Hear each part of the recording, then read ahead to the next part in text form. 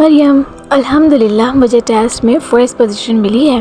اچھا چلو اچھی بات ہے۔ یہ ہمیشہ مجھ سے آگے کیوں ہوتی ہے؟ عائشہ تم بہت محنتی ہو ماشاءاللہ۔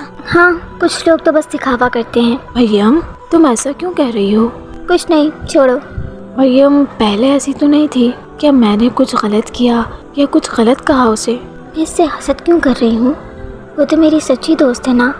مریم اگر میں نے کچھ غلط کیا ہو یا میری کوئی بات بری لگی ہو تو مجھے بتاؤ، میں معذرت کر لوں گی۔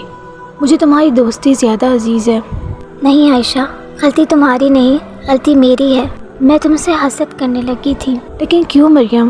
مجھے لگا تم مجھ سے آگے جا رہی ہو اور میں پیچھے رہ گئی ہوں۔ دوستی میں مقابلہ نہیں ہوتا مریم۔ مجھے معاف کر دو، میں وعدہ کرتی ہوں اب کبھی حسد نہیں کروں گی۔ میں تم سے ناراض ہوں ہی نہیں۔ آؤ ہم مل کر محنت کریں گے تاکہ دونوں اچھے نمبر سے پاس ہوں اور پوزیشنز بھی لیں۔ حسد دل کو جلاتا ہے اور دوستی کو ختم کر دیتا ہے، لیکن سچی دوستی معاف کرنا بھی سکھاتی ہے۔ یاد رکھیں، حسد کرنے سے نعمت کم نہیں ہوتی بلکہ دل کا سکون ختم ہو جاتا ہے۔